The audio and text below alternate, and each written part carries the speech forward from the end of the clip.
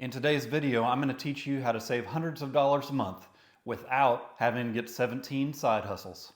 According to this 2023 article by NerdWallet, 84% of Americans overspend every month. Over the course of months and years, this can add up to tens of thousands of dollars. In today's video, I'm going to give you secret techniques I used to save money and retire early. I retired early at the age of 46. I've lived in Japan, Germany, and Hawaii. And I've traveled to 25 countries and counting. You're watching Mac Travel and Finance. First, we need to understand the difference between wants and needs. A want is something that we don't have to spend money on to meet our basic needs. Good examples are luxury clothing items, vacations, or attending concerts. According to this USA Today article from 2019, Americans spend $18,000 a year on non-essentials. That number is just insane to me. $18,000 a year means people are spending almost $1,500 on things they don't need.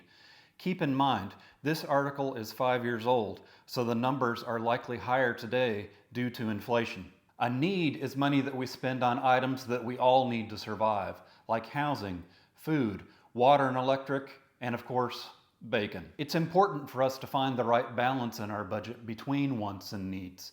If you get to retirement and you hadn't had any fun along the way, you won't know how to have fun once you get there. That being said, needs have got to be the first priority. After you've met your basic needs, then you can start budgeting for things that you'd like to have. Even if you just cut back on $50 worth of unnecessary spending each month, that'll make a huge difference. It's only $1.65 a day, and that brings our total saved so far up to $600 for 1 year. Another important tactic I use is negotiating your bills. TV and cell phone providers are constantly updating pricing to outcompete each other. If you live in an area with multiple internet providers, you should call them and make them fight for your business. Call at least every 6 months to make sure you're getting the best deal. Negotiating bills, you can easily save $20 a month. That's $240 for the year.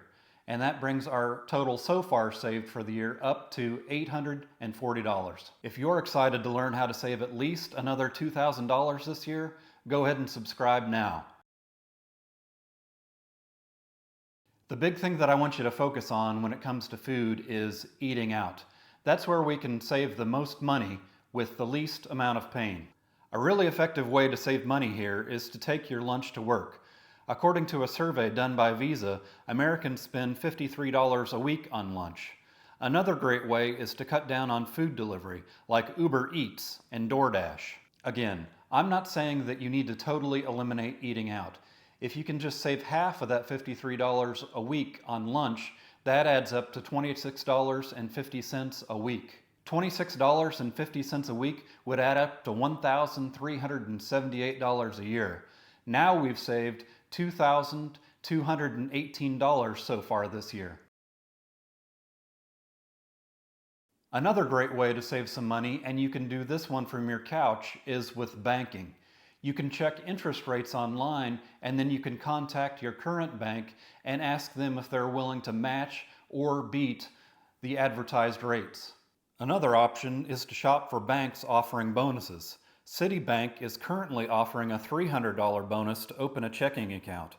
It does require you to make at least 2 deposits totaling $1,500. With this current offer, you can get this bonus once every 12 months.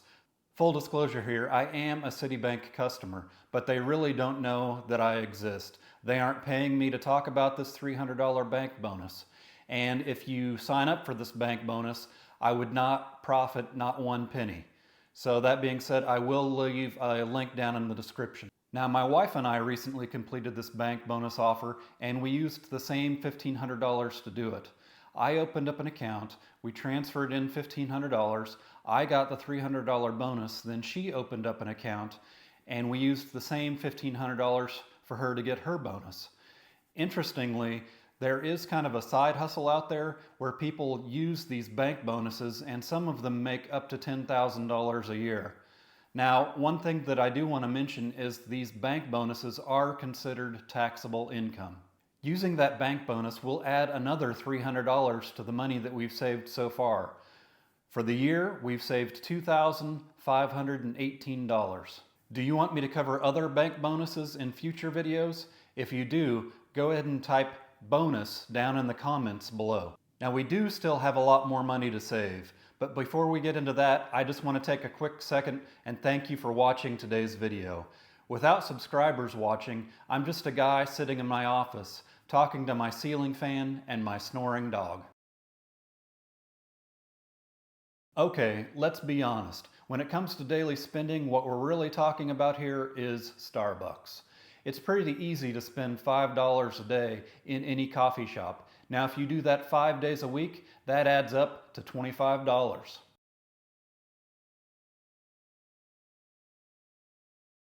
Other examples of daily expenses are using vending machines or buying things from convenience stores that you could buy cheaper elsewhere. Again, I'm not asking you to completely stop enjoying your life, just be sensible. Honestly, it's better for me if you blow your entire paycheck at Starbucks. My wife and I own stock in Starbucks, but this channel is not about what's good for my wife and I. This channel is about what's good for you. Saving $15 a week on daily expenses can net you an astonishing $780 a year. Now that brings our total saved for the year up to $3,218. That's $218 over the amount that I promised I'd save you of $3,000. This equals a savings each month of $261. Congratulations! You're saving money and you're doing it fast. Let me know what you want me to talk about in future videos down in the comments below. And if you've missed any of my previous videos, you can go ahead and click now. Thanks for watching and have a great day.